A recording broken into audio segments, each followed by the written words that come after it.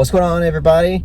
Perry up here in the front, wearing that badass Russian stalker t-shirt. I don't know who got that for him, but I'm pretty sure that's an awesome person. Eric, unfortunately couldn't be here because his work schedule just wouldn't allow it. But nevertheless, we went to go see After Yang. I almost said Edward Yang. We went to go see After Yang, which is a film that's written and directed by Kogonada. And this is a film that I did a trailer reaction for. And in that trailer reaction, I mentioned that it looked like it could be great, but I was a bit skeptical because conceptually, it didn't seem to be that fresh. Conceptually, it seemed to be, doing the whole AI thing in a way that, well, not in a way that we've seen before, but the whole AI concept, itself is something that we have seen like a lot in filmmaking. So I was a little bit worried that, this film might be a bit derivative in a way. But after coming out of After Yang, I gotta say I was thoroughly impressed, and I found this film to be quite endearing. It's a touching film. It's heartbreaking in a way, and it's emotionally existential too. I mean, I could go on all day about, how this film explores humanity, identity, but one thing that I think is really effective in this film that I have to touch on first are the kind of like cyberspace, outer space sequences that are in this film when the main character, played by Colin Farrell, which, by the way, Colin Farrell, we've seen two films that have Colin Farrell in it back to back. There's the Batman and now After Yang, two completely different areas of the film industry, obscure independent art house, and Batman is a blockbuster.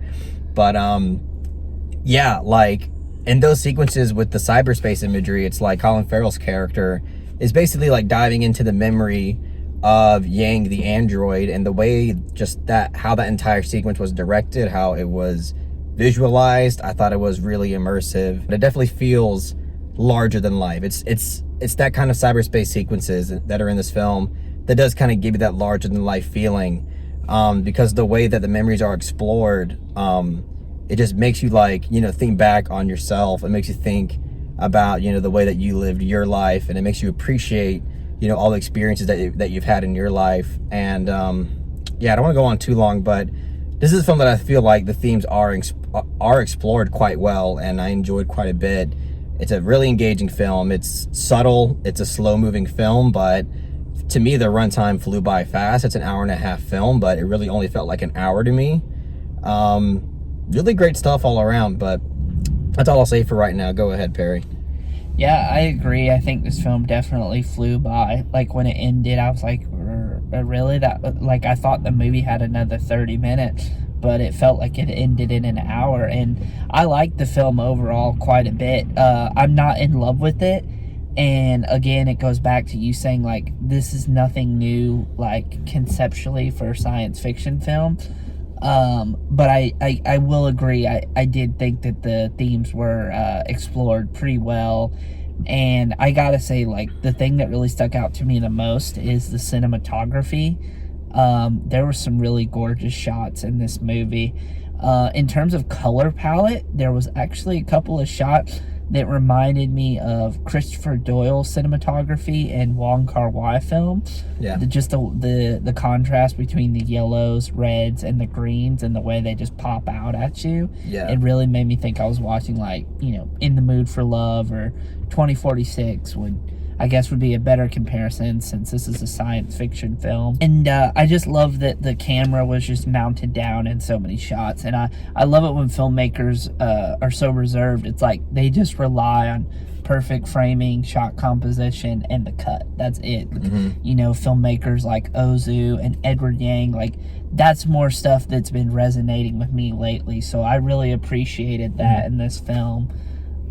Because it does make for more subtle and an engaging experience. I've heard some people say this is Colin Farrell's best performance. I liked Colin Farrell in this movie, but by far his best performance is in Bruges, I think that really showed his versatility as an actor. But he's not bad in this movie at all. Like, he's good, but I wouldn't say that this was like a career best, which I've heard a couple people say. Yeah, and I mean the script and it's not even his fault. I mean, the script and the film direction, it doesn't call for him to give, such a crazy performance. This is definitely a more subtle performance, a more dialed back performance.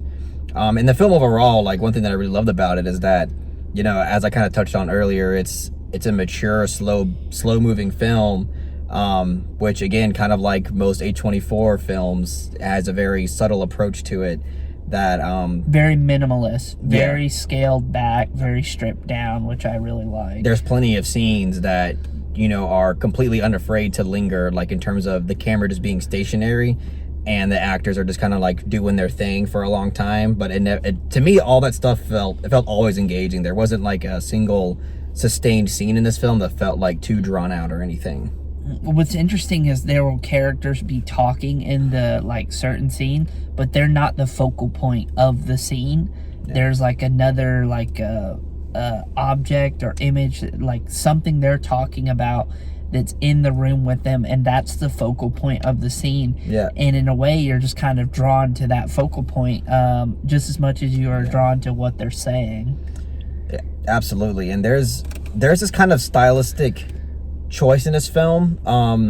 One of them it's apparent in this one scene that I absolutely loved is this whole tea scene. And to me, that scene was incredible because it just felt so human.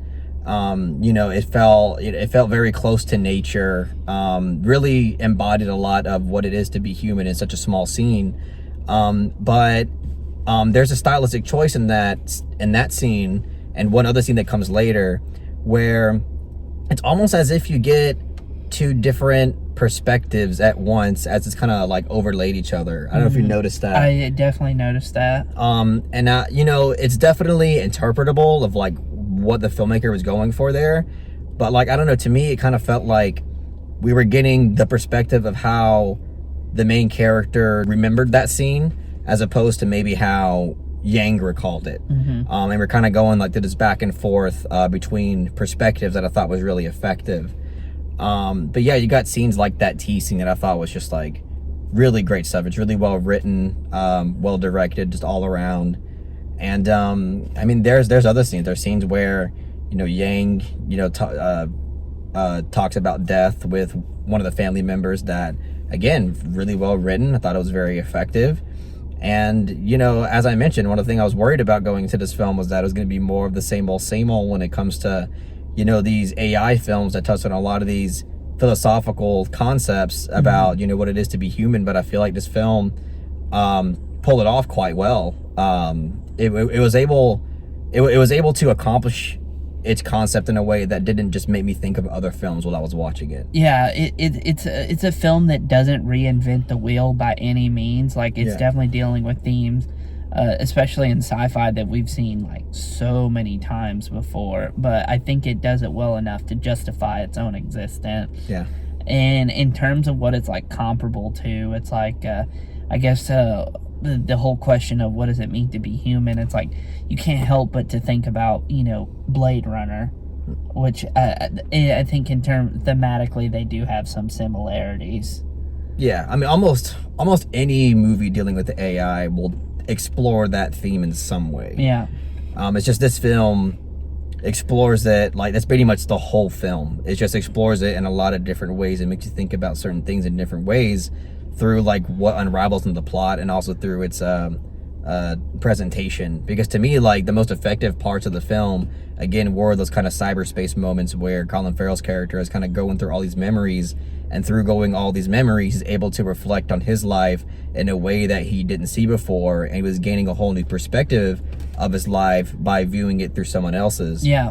I would say, I don't know if you got this vibe, and I know this is going to turn a lot of people off because I know not everyone's in love with this movie, but it kind of reminded me of Uncle Boon Me, he who can recall his past lives. Interesting. Just in terms of like structure and and even theme, yeah, themes, and obviously a lot of self-reflection going on. Absolutely. I actually really like Colin Farrell's character arc in this movie, and yes, he does have a character arc. It's just incredibly subtle. It is very subtle, but effective, very powerful. Yeah.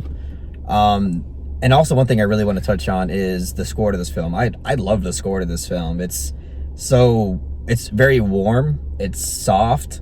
It never feels overbearing. It's there to not only add atmosphere, but again, adds to the overall feeling that makes it's weird because it makes you feel, it feels really human, but at the same time, the score also contributes to how larger than life it also feels. And it doesn't feel like it's trying too hard to make you feel that. It feels just right. I would say, what's funny is the score reminded me, it didn't make me think of a score that I would see in like a feature film. Mm-hmm. It made me think of a score that you would hear in like a documentary. Interesting. I can see that. And just the way like all the shots in the film were locked down, it kind of gave me a documentary like feeling. And that could be honestly intentional, because this film, like, again, it is supposed to feel quite real. It's supposed to feel very down to earth. And even Colin Farrell's character has, like, he says a little comment while he's looking through the memories saying that, he tells his kid that he was just watching a documentary. I thought that was like a nice little clever piece of dialogue as well. Yeah.